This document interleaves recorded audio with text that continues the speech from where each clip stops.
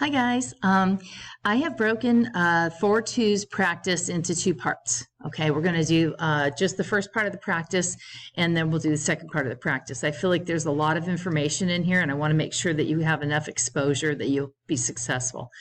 So this is 4-2 practice part A. Okay, these are in your workbook. Okay, and I have added extra examples because I don't think they give enough examples. All right. So let's get started here. Okay, number one, the graph shows the depth in feet of snow after each 2-hour period during a snowstorm. Find the slope of the line. Well, just a reminder that slope is rise over run, which is also known as change in y over the change in x. Okay, so what we're looking at here is we need to have 2 points on the line so that we can count it off, okay? I'm going to choose this point right here and this point right here, all right? Starting at the leftmost point, and we always start at the left point, do you go up or down to get to the next point? Well, you would have to move up one space, okay? Now, I'm looking at this going, this is not going to be good for me because this is only a half of a space, all right? Do you see that when I move from here to here, I only go up 0.5? I don't want that in my slope, and you can't have fractions in your slopes. So I'm going to change my plan a little bit, and I'm going to go to the next point, okay? Now I have to travel up 2 halves, which is equal to 1, all right? So I went up 1. So the change in y is positive 1. So what's the change in x? Well, I'm going right 1, 2, 3, 4. All right, I went right 4, and I notice that these are whole numbers down here. So this actually is a move of 4 to the right. Okay, so the slope of this line is positive 1/4. Now in reveal, don't put these plus signs. It'll choke on it, mark it wrong. Yeah, don't do that. Okay, so you go from a left point to a right point. The top number is movement up or down. The bottom number is movement left or right.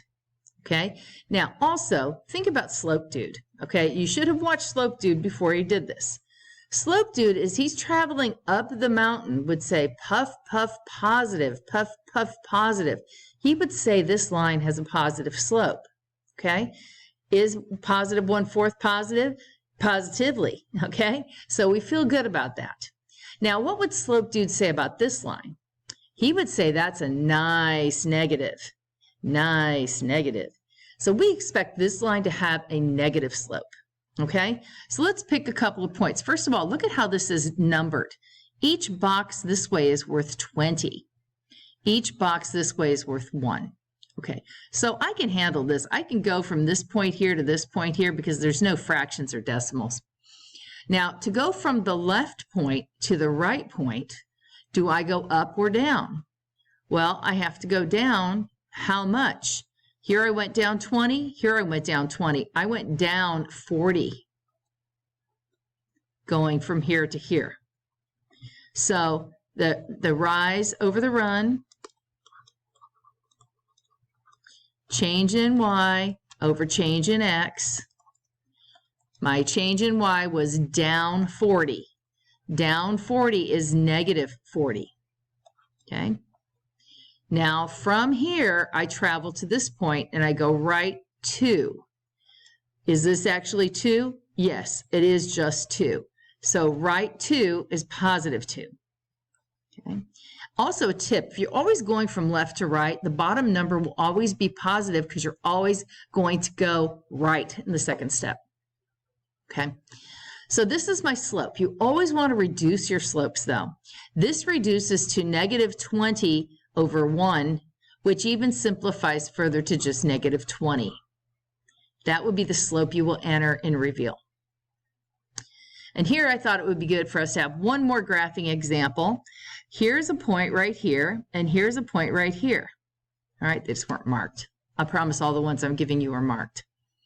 To go from this point, the left point, to this point, the right point, we must first go up. So we have to go up 2, and then we travel right 1, 2, 3, 4 spaces, which is right 4, which is positive 4. So the change in y over the change in x, we went up 2 on the y-axis, positive 2, and we went right 4 on the x-axis, positive 4. Reduce that to simplest terms, and you have a slope of positive 1/2. Would Slope Dude have called this a puff puff positive? You bet he would have. Okay. Now we're also going to find slope from a table. Okay. The points given in the table lie on a line. Find the slope of the line. All right. How is our x changing? From -1 to 2 is an increase of 3. From 2 to 5 is an increase of 3. And from 5 to 8 is an increase of 3. So x is changing. It's going up 3 each time. How is y changing? From 3 to -1 is a decrease of 4. From -1 to -5 is a decrease of 4. And from -5 to -9 is a decrease of 4. So slope, remember that's the tricky part. Slope has the change in y on top and x on bottom. And this is confusing because look, here's x on top. No, x does not go on top, y does. The y change is -4. The x change is +3. Now, typing this into Reveal, here's the way they want this to look. They want you to type the negative sign first and then put in the fraction 4/3. It makes absolutely no sense to me because if you were going to graph a line using a slope of -4/3, you would have to attach the negative to either the top or the bottom, but they want it out in front, okay? So this line, if you graphed it, would have a negative slope. Okay, I added a few extra examples here. Let's see, from 2 to 5 is an increase of 3. From 5 to 6 is an increase of 1. From 6 to 8 is an increase of 2. And from 8 to 10 is an increase of 2. From 3 to 9 is an increase of 3. From 9 to 11 is an increase of 2. From 11 to 15 is an increase of 4. From 15 to 19 is an increase of 4. Okay, now this is a little bit tricky because notice these aren't the same, okay? The first one increases by 3 and the next one increases by 1, all right? But what you've got to look for is look at these ones down here. See these two in a row? +2, +2, +4, +4. Those are the ones you're looking for. You're looking for ones that go in order, okay? Looking for ones that stayed consistent. If the x went up by the same, did the y go up by the same? So our slope is going to be change in y over change in x. Well, let's use these two here because they didn't skip around. The y went up by 4, and the x went up by 2. Simplifying this, it goes to just a +2. So you would type in just 2. Okay. Let's see what this one has in store for us.